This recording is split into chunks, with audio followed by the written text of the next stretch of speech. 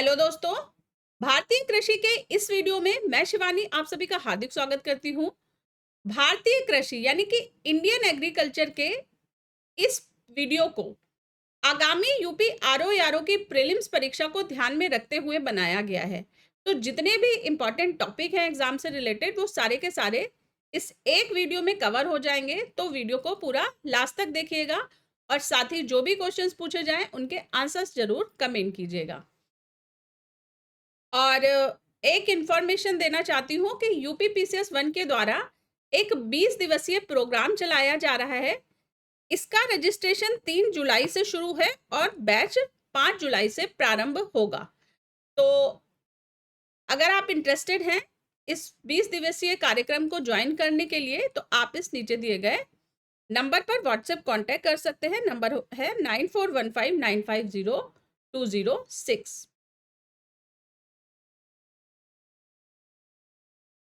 तो चलिए शुरुआत करते हैं वीडियो की।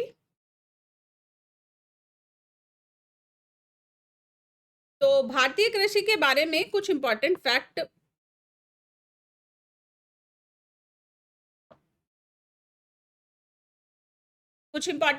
ये है कि भारत एक कृषि प्रधान देश है। ठीक है, मतलब कि भारत का जो मैक्सिमम पॉपुलेशन का परसेंटेज है वो कृषि कार्यों में लगा हुआ है और कृषि उनकी आजीविका का मुख्य आधार है।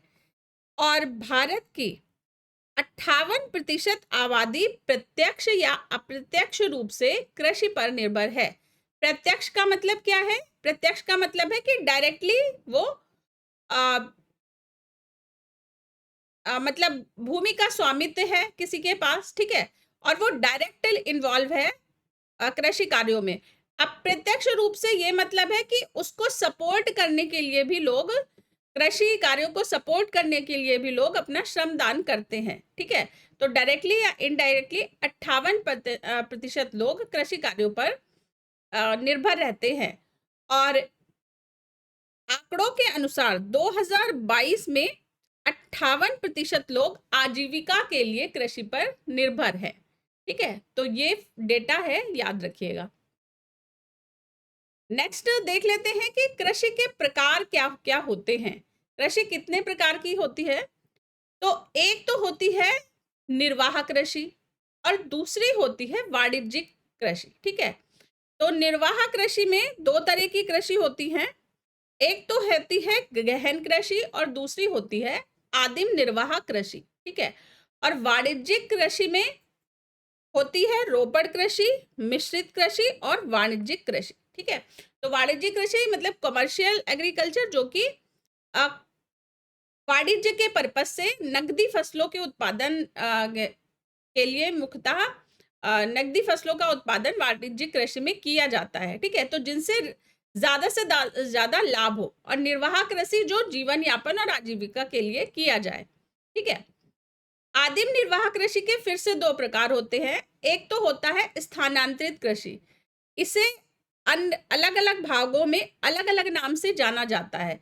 इसमें क्या होता है कि एक जगह पर लोग पहले खेती करते हैं और एक टाइम के बाद जब भूमि की उपजाऊपन खत्म हो जाता है तो फिर वो लोग दूसरी जगह पर चले जाते हैं और दूसरी जगह पर खेती करना प्रारंभ कर देते हैं। तो इस तरह से इसको स्थानांतरित, जगह स्थानांतरण कर लेते हैं कृषि के लिए। इस तरह की कृषि को कहा जाता है स्थानांतरित कृषि। नेक्स्ट, आदिम निर्वाह कृषि का दूसरा टाइप है चलवासी कृषि या पशुचारण।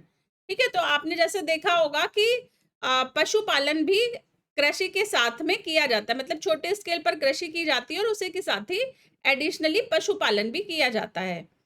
अब ये जो स्थानांतरित कृषि होती है इसे अलग अलग राज्यों में अलग अलग नाम से जाना जाता है। ठीक है, तो ये देख लेते हैं कि किस जगह पर किस नाम से जाना जाता है स्थानांतरित कृषि को।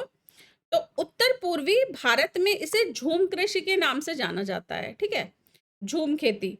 आंध्र प्रदेश में पोडू के नाम से, छत्तीसगढ़ में दीपा के नाम से, बुंदेलखंड में बेपार के नाम से, ब्राजील देश में इसे रोका के नाम से जाना जाता है और मलेशिया देश में इसे लदांग के नाम से जाना जाता है। ठीक है, तो ये सभी स्थानांतरित कृषि के ही अलग अलग जगह पर अलग अलग नाम है। ये भी आप याद करिएगा, मैच द फॉलोइंग में या डायरेक्ट क्वेश्चन में भी इनको पूछ लिया जाता है। नेक्स्ट हम भारत में फसलों के प्रकार देख लेते हैं। तो भारत में 3 तरह की फसलें उगाई जाती हैं। इनमें से पहली तो है राबी की फसल, ठीक है, दूसरी है खरीफ की फसल और तीसरी है जायद की फसल। तो 3 फसलें मतलब अलग अलग सीजन में उगाई जाएंगी और इनको अलग अलग नाम दे दिए गए हैं। तो जो रबी की फसल होती है वो अक्टूबर नवंबर में बोई जाती है, मतलब कि जब सर्दियों की शुरुआत होती है तब ये फसल बोई जाती है और फिर जब सर्दियां खत्म होती हैं तब ये काटी जाती है, यानी कि मार्च अप्रैल में ये काटी जाती है। रबी की फसल की मुख्य फसलें हैं गेहूं, जौ, चना, मटर, मसूर आदि, ठीक है। तो ये रबी की फसल हो गई। तो गेहूं मुख्यतः इसमें से याद रखिएगा, गेहूं किसकी है, रबी की फसल है। नेक्स्ट आती है खरीफ की फसल। खरीफ की फसल बरसात के सीजन की शुरुआत में बोई जाएगी और इसके बाद सर्दियों के प्रारंभ में सर्दियों के प्रारंभ होने से पहले इसकी कटाई कर ली जाएगी, ठीक है। तो जून जुलाई में इसकी बुआई होती है खरीफ की फसल की और अक्टूबर नवंबर में ये काटी जाती है। और फिर खरीफ की फसल के बाद कौन सी फसल आ जाती है, रबी की फसल आ जाती है ना। रबी की फसल की बुआई होती है अक्टूबर नवंबर में, तो ये याद रखिएगा। और रबी की फसल के उदाहरण है चावल, बाजरा, मक्का, कपास, सोयाबीन, मूंग आदि, ठीक है। तो ये इसके एग्जाम्पल भी याद रखिएगा। नेक्स्ट हम देख लेते हैं जायद की फसल। जायद की फसल मार्च अप्रैल में बोई जाती है, ठीक है, और ये जून जुलाई में काटी जाती है, तो ये याद रखिएगा। और जायद की फसल के उदाहरण हैं ककड़ी, खीरा, भिंडी, खरबूजा, तरबूज आदि, ठीक है। तो तीनों ही फसलों के कि इसका बुआई कब होती है, कटाई कब होती है और कौन कौन सी प्रमुख फसलें हैं, इस डेटा को आप याद रखिएगा। नेक्स्ट नोट देख लेते हैं हम कि विश्व में हरित क्रांति का जनक माना जाता है अर्नेस्ट बोरलॉग को, ठीक है। विश्व में हरित क्रांति, ग्रीन रिवॉल्यूशन का जनक कहा जाता है अर्नेस्ट बोरलॉग को, और भारत में हरित क्रांति का जनक कहा जाता है MS स्वामीनाथन को, ठीक है। तो ये याद रखिएगा। नेक्स्ट है महत्वपूर्ण क्रांति और वो किस खाद्य पदार्थ से संबंधित है, इसको हम देख लेते हैं। तो श्वेत क्रांति, व्हाइट रिवॉल्यूशन संबंधित है दुग्ध उत्पादन से, ठीक है, मिल्क प्रोडक्शन से। नीली क्रांति मत्स्य उत्पादन में वृद्धि से संबंधित है, ठीक है, तो नीली मछली, ठीक है, इस तरह से याद रखिएगा। और श्वेत तो पता ही है कि व्हाइट दूध होता है, तो दूध हो गया। पीली क्रांति, पीली क्रांति संबंधित है खाद्य तेलों और तिलहन से, ठीक है। तो क्रांतियों का मतलब क्या होता है, क्रांति का मतलब होता है उपज को बढ़ाना, उत्पादन को बढ़ाना, ठीक है। तो पीली क्रांति मतलब खाद्य तेलों और तिलहन के उत्पादन को बढ़ाना, ठीक है। हरित क्रांति क्या हो गया, खाद्यान्नों के उत्पादन को बढ़ाना, ठीक है। नेक्स्ट सुनहरी क्रांति, सुनहरी क्रांति संबंधित है बागवानी के उत्पादन से, ठीक है। तो कंफ्यूज नहीं हो जाएगा, सुनहरी ऑयल से रिलेटेड नहीं है, ऑयल से रिलेटेड कौन सी है, पीली क्रांति, ठीक है, तिलहन फसलों से, खाद्य तेलों और तिलहन से संबंधित है पीली क्रांति। सुनहरी क्रांति फलों से संबंधित, ठीक है, बागवानी उत्पादन। नेक्स्ट रजत क्रांति, रजत क्रांति अंडा और मुर्गियों की उत्पादकता बढ़ाने से, ठीक है, सिल्वर।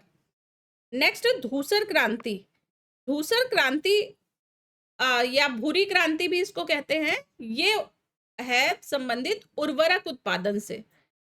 नेक्स्ट आती है गुलाबी क्रांति, गुलाबी प्याज और झींगा मछली के उत्पादन में वृद्धि से संबंधित।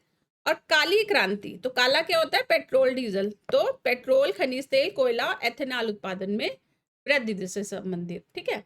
तो सभी क्रांतियों को याद रखिएगा, इंपॉर्टेंट है एग्जाम के लिए। नेक्स्ट डेटा देख लेते हैं कि एक डेटा आया था एग्रीकल्चर से रिलेटेड कि सर्वाधिक कर्ज लेने वाले किसान परिवार कहाँ कहाँ पर हैं। तो सबसे ज्यादा है केरल में, केरल में है 2,13,600, आंध्र प्रदेश में 1,23,400, पंजाब में 1,19,500 और तमिलनाडु में 1,15,900 किसान परिवार कर्ज लेने वाले हैं। चलिए नेक्स्ट हम देख लेते हैं प्रमुख फसलें, उनकी प्रजातियां और उनमें लगने वाले रोगों के बारे में। तो सबसे पहले गेहूं देख लेते हैं, गेहूं के बारे में। तो गेहूं के लिए शीतोष्ण जलवायु की आवश्यकता होती है, 10 से 15 डिग्री तापमान और 50 सेंटीमीटर वार्षिक वर्षा की आवश्यकता होती है। ठीक है, और गेहूं के अंतर्गत कृषि क्षेत्र में और गेहूं के उत्पादन में दोनों में ही चीन सर्वप्रथम है। ठीक है, तो चीन क्या है, फर्स्ट नंबर पर है वीट प्रोडक्शन में भी और वीट के एरिया में भी। ठीक है, कितने क्षेत्रफल पे वीट की खेती होती है इसमें भी क्या है, चीन नंबर 1 पे है। और गेहूं में लगने वाले रोग को कहा जाता है रस्ट, तो ये याद रखिएगा। ठीक है, रस्ट क्या है, गेहूं में लगने वाला एक रोग है। नेक्स्ट हम भारत के बारे में कुछ डेटा देख लेते हैं।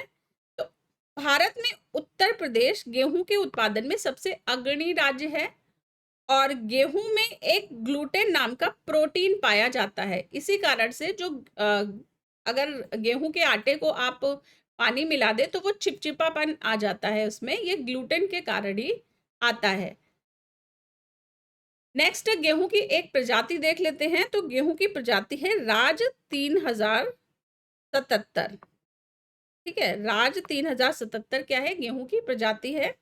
और इमर गेहूं ये दक्षिण भारत में इसका उत्पादन किया जाता है। ठीक है, तो ये कुछ फैक्ट हैं गेहूं से रिलेटेड, याद रखिएगा। नेक्स्ट हम चावल देख लेते हैं, चावल यानी कि धान। तो जब पेड़ से अलग किया जाता है तो छिलके समेत चावल को क्या बोलते हैं, धान। और जब उसके अंदर से चावल वाइट कलर का छिलके हटाकर चावल बाहर निकाल लिया जाता है धान में से, तो उसे फिर चावल बोलना स्टार्ट कर देते हैं। ठीक है, तो चावल क्या है, हमने देखा था चावल क्या है, चावल की जो बुआई होती है वो होती है मानसून के प्रारंभ में। ठीक है, बरसात के मौसम के शुरुआत में हो जाती है चावल की बुआई। तो चावल एक उष्णार्द्र जलवायु की खाद्य फसल है। ठीक है, चावल को उगने के लिए पानी की बहुत अधिक आवश्यकता होती है, इसीलिए बरसात के सीजन में इसको उगाया जाता है। और चावल के लिए 25 डिग्री सेंटीग्रेड से अधिक का तापमान चाहिए और 100 सेंटीमीटर से अधिक की वर्षा की आवश्यकता होती है। और भारत का सर्वाधिक महत्वपूर्ण फसल है और कुल खाद्य उत्पादन में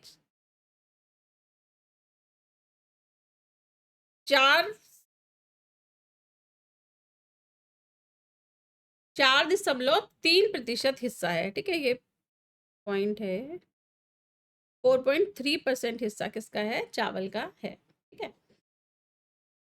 नेक्स्ट हम चावल के बारे में कुछ अन्य फैक्ट देख लेते हैं। तो चावल की गोल्डन धान की किस्म में सबसे अधिक विटामिन ए पाया जाता है। ठीक है, ये एक फैक्ट है, याद रखिएगा। और धान की खेती के लिए नील हरित शैवाल का प्रयोग किया जाता है। ठीक है, नेक्स्ट गोल्डन राइस में बीटा कैरोटीन पाया जाता है। गोल्डन राइस भी राइस की एक प्रजाति होती है, इसमें पाया जाता है बीटा कैरोटीन। और सर्वाधिक उत्पादन पश्चिम बंगाल में किया जाता है चावल का, इसके बाद उत्तर प्रदेश का स्थान आता है। तो गेहूं में उत्तर प्रदेश फर्स्ट और चावल में उत्तर प्रदेश सेकंड। ठीक है, और विश्व में सबसे पहला नंबर पर अगर देशों की बात करें तो चीन सर्वप्रथम आता है चावल के उत्पादन में भी। ठीक है, नेक्स्ट हम देख लेते हैं कि धान में पाया जाने वाला रोग कौन सा होता है। तो धान में पाया जाने वाला रोग होता है खैरा रोग, और खैरा रोग होता है जिंक की कमी से। ठीक है, तो ये याद रखिएगा कि जिंक की कमी से क्या होता है, खैरा रोग होता है धान में। नेक्स्ट फसल हम देख लेते हैं मक्का। मक्का क्या है, मक्का अर्ध शुष्क जलवायु की खाद्य व चारा फसल है। चारा फसल मतलब पशुओं को खिलाने के लिए इस फसल को उगाया जाता है मुख्यतः। और मक्के की खेती के लिए 18 से 27 डिग्री सेंटीग्रेड का तापमान, उच्च जल धारण युक्त क्षमता वाला स्थान और 50 से 100 सेंटीमीटर वर्षा की आवश्यकता होती है। ठीक है, तो ये याद रखिएगा। और मक्का की कुछ किस्मों के नाम है शक्तिमान 1, शक्तिमान 2। ठीक है, तो ये कुछ मक्का की किस्में हैं। नेक्स्ट हम फैक्ट देख लेते हैं कुछ मक्के के बारे में। तो मक्के में जो प्रोटीन होता है उसे ज़ेन कहा जाता है। ठीक है, मक्के के प्रोटीन को ज़ेन कहते हैं और इसका प्रयोग होता है जैव ईंधन के रूप में।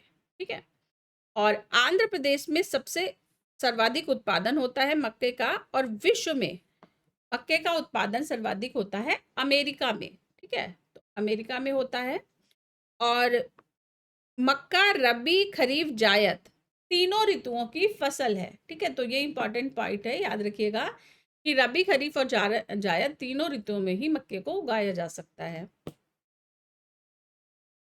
नेक्स्ट हम देख लेते हैं दलहन।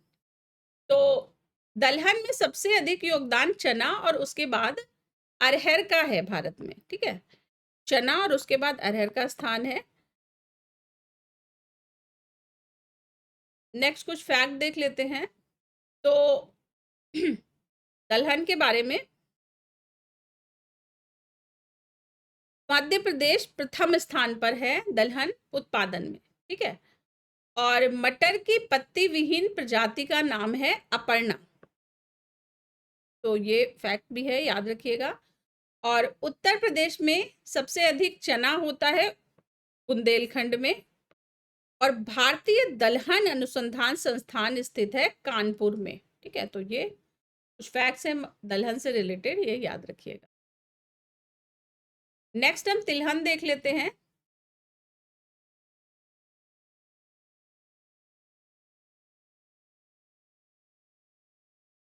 तो तिलहन क्या है? तिलहन एक नकदी फसल है। ठीक है, नकदी फसल है और इसमें मूंगफली, तोरिया, सरसों और सूरजमुखी प्रमुख फसलें होती हैं। और मूंगफली का उत्पादन के में गुजरात नंबर 1 है। ठीक है, तो मूंगफली का गुजरात में सर्वाधिक उत्पादन होता है। और सरसों का सर्वाधिक उत्पादन होता है राजस्थान में। सोयाबीन का होता है मध्य प्रदेश में, और सूरजमुखी का होता है कर्नाटक में। ठीक है, तो किस फसल का किस राज्य में सर्वाधिक उत्पादन होता है ये भी याद रखिएगा। नेक्स्ट हम देख लेते हैं ज्वार।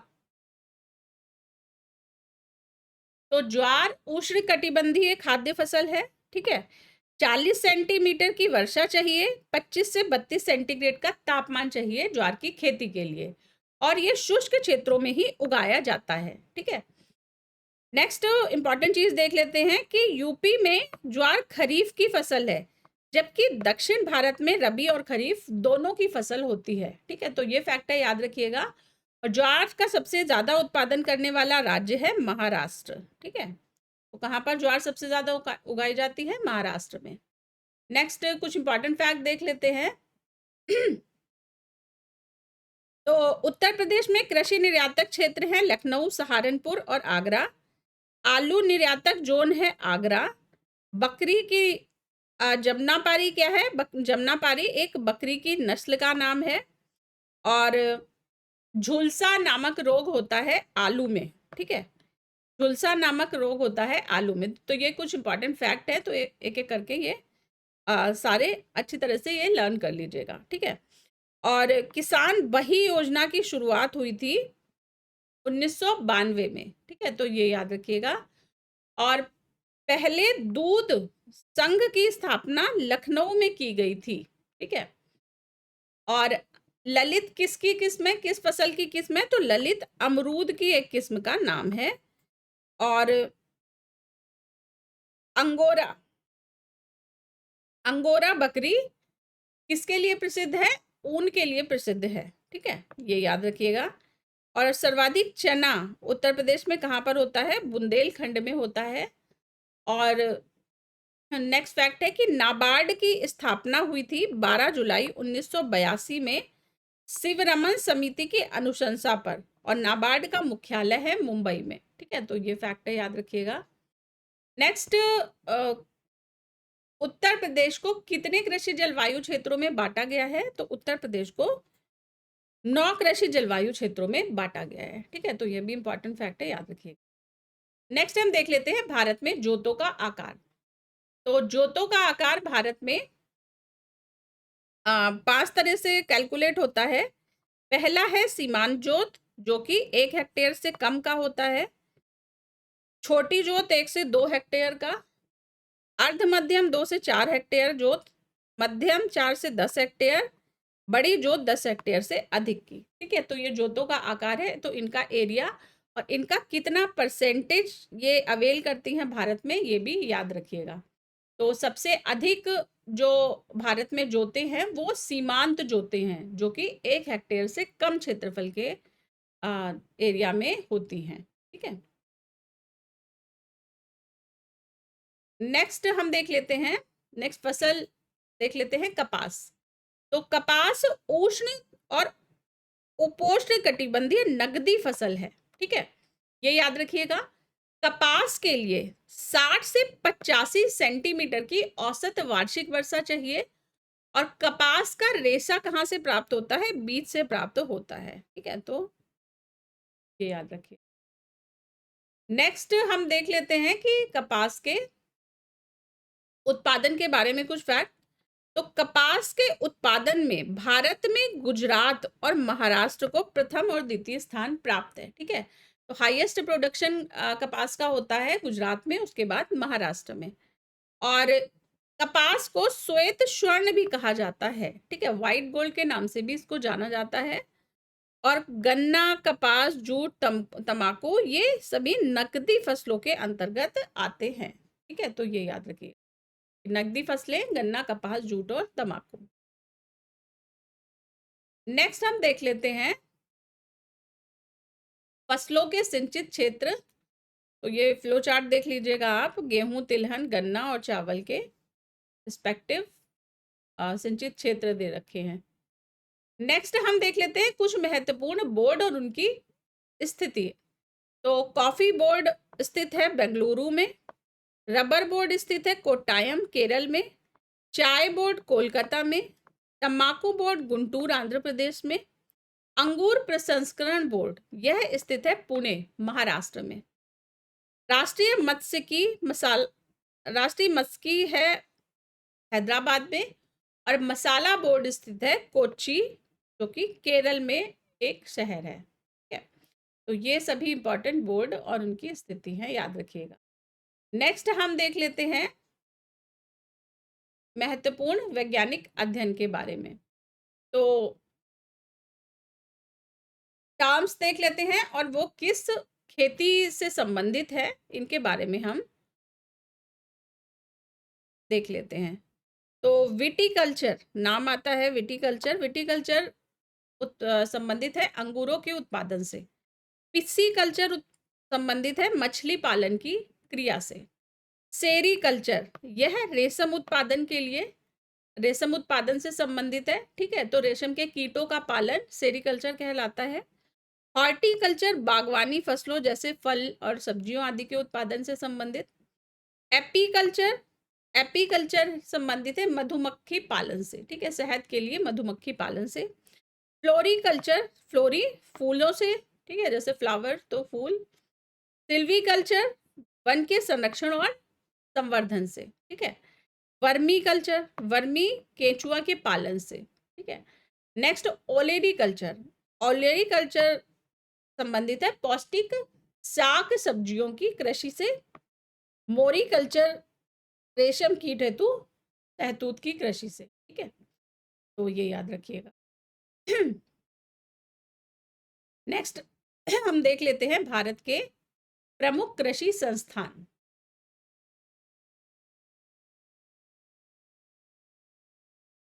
तो भारतीय गन्ना अनुसंधान संस्थान स्थित है लखनऊ में।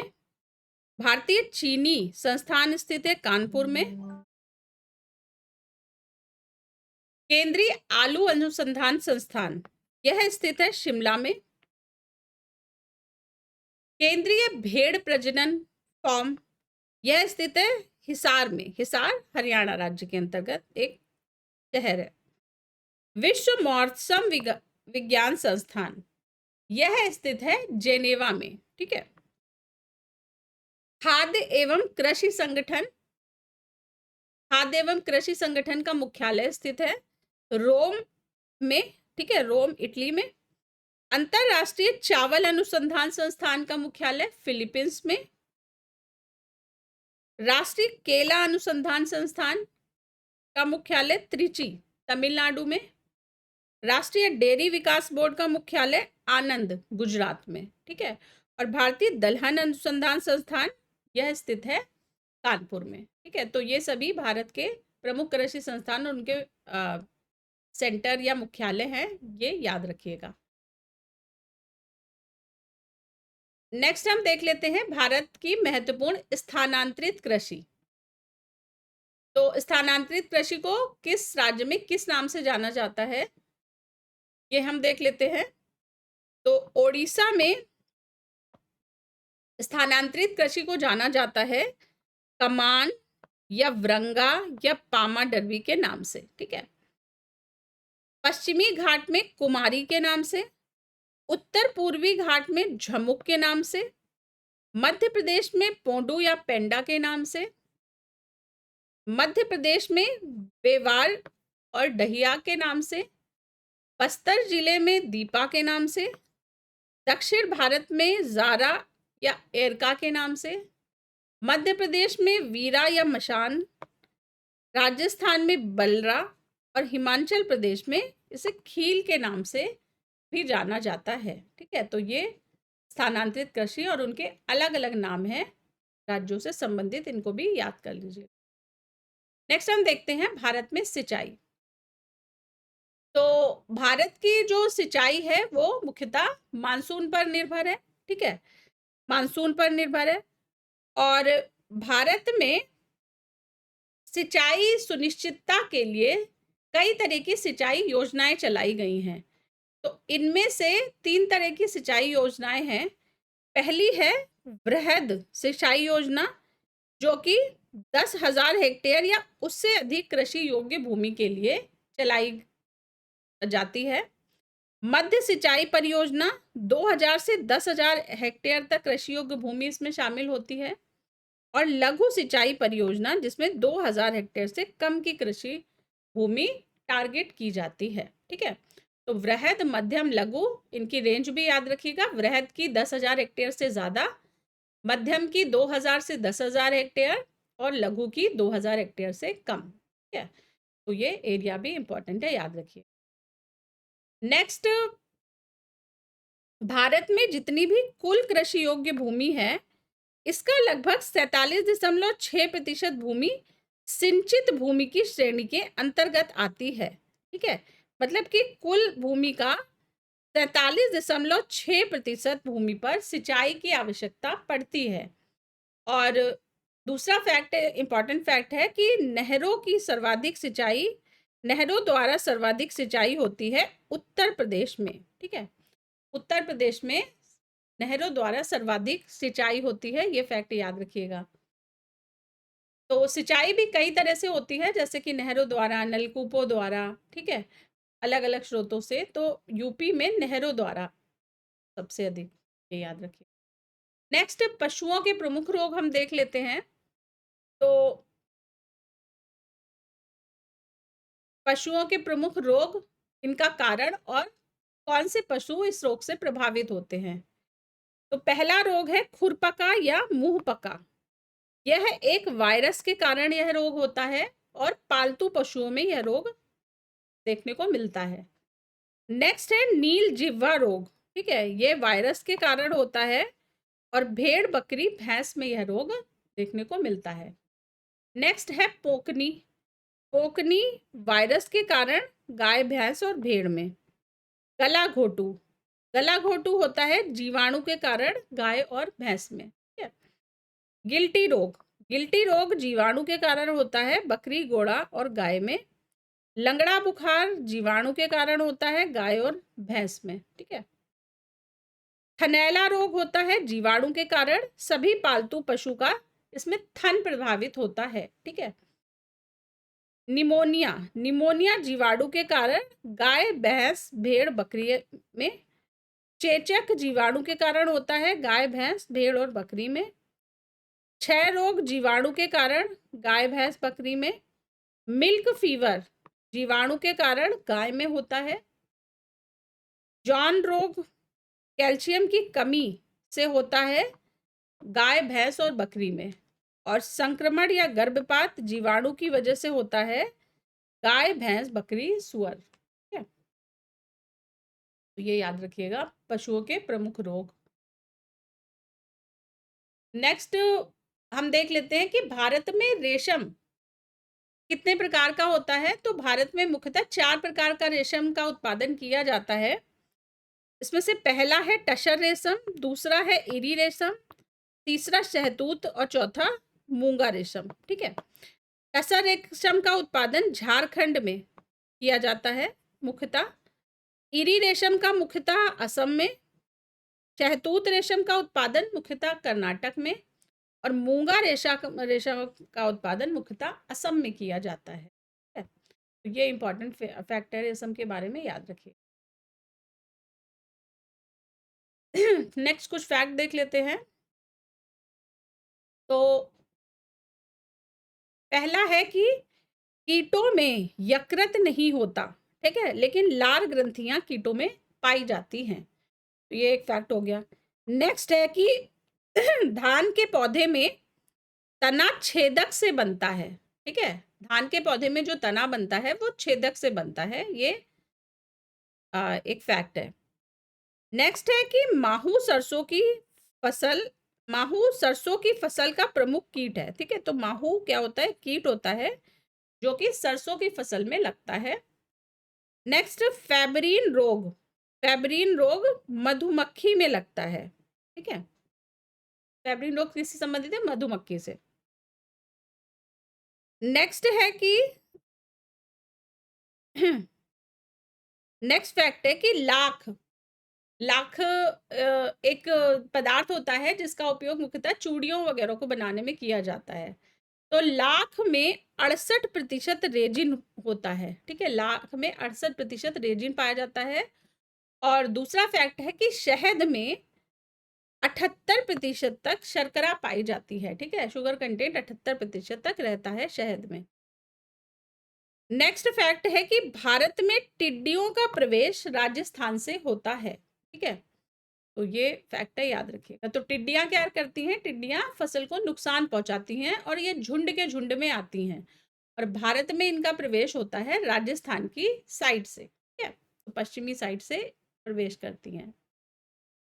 नेक्स्ट हम देख लेते हैं फल और उनके खाने वाले भाग्य, कि जो हम खाते हैं वो फल के कौन से भाग को हम खाते हैं। तो आम, केला और पपीता की हम खाते हैं मध्य फल भित्ति, ठीक है। तो छिलके और गूदे के छिलके और बीज के बीच का जो पार्ट रहता है वो हम खाते हैं। केले का हम खाते हैं मध्य भित्ति या अंतः फल भित्ति, ठीक है। सेब और नाशपाती का हम खाते हैं मांसल पुंजासन, ठीक है। तो ये नाम भी याद रखने इंपॉर्टेंट है, डायरेक्ट पूछा जाता है कि कौन सा भाग खाया जाता है किस फल का या किस सब्जी का, ठीक है। तो एग्जाम के लिए इंपॉर्टेंट है ये भी। लीची का हम क्या खाते हैं, लीची का हम मांसल एरियल खाते हैं। अंगूर अमरूद का प्लेसेंटा, टमाटर की फल भित्ति, नारियल का एंडोस्पर्म, कॉटिलीडन्स एंड एम्ब्रियो खाते हैं हम। अनार का हम रसदार टेस्टा कंज्यूम करते हैं। शहतूत का परिदल पुंज, बादाम का बीज और गेहूं, चावल, मक्का, जौ के एंडोस्पर्म या एम्ब्रियो हम खाते हैं, ठीक है। तो ये फल के खाने वाले भाग हैं, ये भी ये नाम याद रखें। नेक्स्ट हम देख लेते हैं वैश्विक कृषि उत्पादन में शीर्ष देश।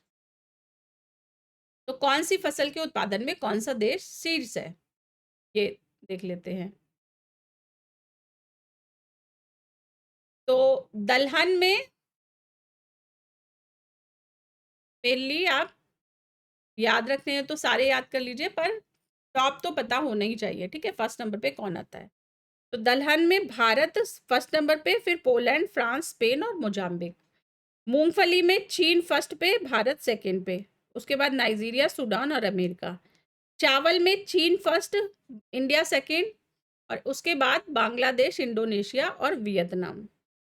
गेहूं में चीन फर्स्ट, भारत सेकंड, फिर रूस, अमेरिका और फ्रांस, ठीक है।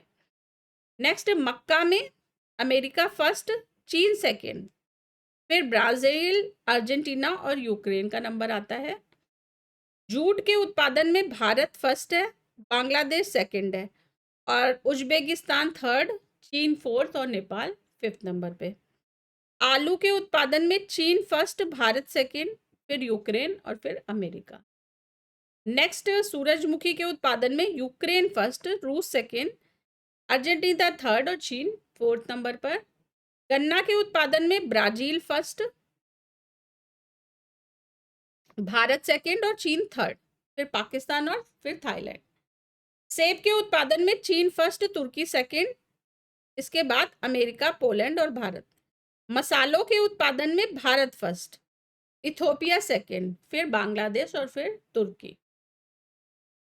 नेक्स्ट चाय के उत्पादन में चीन फर्स्ट, भारत सेकंड, फिर केन्या, तुर्की और श्रीलंका। कॉफी के उत्पादन में Brazil first, Vietnam second, third पे इंडोनेशिया, फोर्थ कोलंबिया और फाइव पे Ethiopia. Cocoa beans, cocoa beans के उत्पादन में कोटे डी आइवर घाना, ठीक है, ये फर्स्ट नंबर पे। नेक्स्ट इंडोनेशिया, नाइजीरिया और इक्वाडोर। तंबाकू के उत्पादन में चीन फर्स्ट, भारत सेकंड, फिर ब्राजील, जिम्बाब्वे और फिर अमेरिका, ठीक है, तो ये याद रखिए।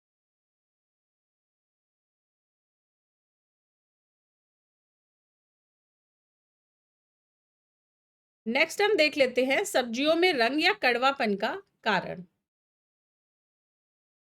तो सब्जियों में किस पदार्थ की उपस्थिति के कारण कौन सी स्वाद होता है वो हम देख लेते हैं, स्वाद या रंग। तो मूलरी में तीखापन होता है आइसोसाइनेट के कारण। मिर्च में चरपराहट, मतलब मिर्च में तीखापन होता है कैप्सिसिन के कारण। खीरे में कड़वाहट होती है कुकर बिटासिन के कारण। प्याज में गंध होती है एलाइल प्रोपाइल डाइसल्फाइड के कारण। लहसुन में गंध होती है एलासीन यानी कि डाई एलाइड डाइसल्फाइड के कारण। करेले में कड़वाहट होती है मैर्मिडो साइड, ठीक है, मोमेडिकोसाइड के कारण। नेक्स्ट आलू का हरा रंग होता है सेलेमिन के कारण। टमाटर का लाल रंग होता है लाइकोपिन के कारण। प्याज में लाल रंग होता है एंथ्रोसाइनिन के कारण। मिर्च में लाल रंग होता है कैप्सोन्थिन के कारण। गाजर में लाल रंग होता है एंथ्रोसाइनिन के कारण। और हल्दी में पीला रंग होता है कुरकुमीन के कारण, ठीक है। और चने की पत्ती में खटास होती है ऑक्जेलिक अम्ल की वजह से, ठीक है, तो ये इंपॉर्टेंट है, ये याद रखिए। नेक्स्ट हम देख लेते हैं फलों में खनिज तत्वों की कमी से कौन से रोग होते हैं। तो इसका बारे में इंपॉर्टेंट रोग और किस तत्व की कमी से वह होते हैं। तो नींबू में डाइबैक, यह होता है, रोग होता है कॉपर की कमी से, ठीक है, नींबू में डाइबैक कॉपर की कमी से। नींबू में लिटिल लीफ होता है कॉपर की कमी से। आम और बैंगन में लिटिल लीफ होता है जस्ते की कमी से, ठीक है। अंगूर में बोरान की कमी से। नींबू में मॉलिब्डेनम की कमी से। अमरूद में जस्ते की कमी से। लीची में पत्ती जलना, यह होता है पोटेशियम की कमी से। और कटहल का आंतरिक ऊतक क्षय होता है बोरॉन की कमी से, ठीक है। नेक्स्ट हम देख लेते हैं पशुओं में बीमारी और उसके कारण। तो पशुओं में रिंग वर्म होता है फफूंद संक्रमण के कारण, ठीक है। टेप वर्म अंतः परजीवी के कारण। डैंग नाला, यह भोजन में सेलिनियम की अधिकता के कारण। टिक फीचर, यह प्रोटोजोआ के कारण। रिकेट्स विटामिन डी की कमी के कारण। डायबिटीज होता है हार्मोन्स की गड़बड़ी के कारण। अब कमेंट बॉक्स में ये बताइए कि डायबिटीज के समय पर हमारे शरीर में किसकी मात्रा कम हो जाती है, ठीक है। तो ये कमेंट बॉक्स में बताइए और फिर हमें उसके लिए इंजेक्शन भी रिक्वायर्ड होता है, ठीक है। इंजेक्शन भी लेना पड़ता है। तो डायबिटीज़ का इंजेक्शन जो हम लेते हैं, या जो डायबिटीज़ के पेशेंट जो डायबिटीज़ का इंजेक्शन लेते हैं, उसमें क्या रहता है, किसका इंजेक्शन होता है वो, तो ये कमेंट बॉक्स में बताइए। नेक्स्ट, हीमोफीलिया रोग। हीमोफीलिया एक तरह का आनुवांशिक रोग है और इसे दूसरे किस नाम से जानते हैं, इसे रॉयल डिजीज के नाम से भी जानते हैं। नेक्स्ट, मांसपेशियों का संकुचन होता है ऑक्सीटोसिन के द्वारा, है। तो ये कुछ इंपॉर्टेंट बीमारी और उसके कारण थे, याद रखिए। नेक्स्ट हम देख लेते हैं 2023-24 में भारत में कृषिगत उत्पादन का डेटा। तो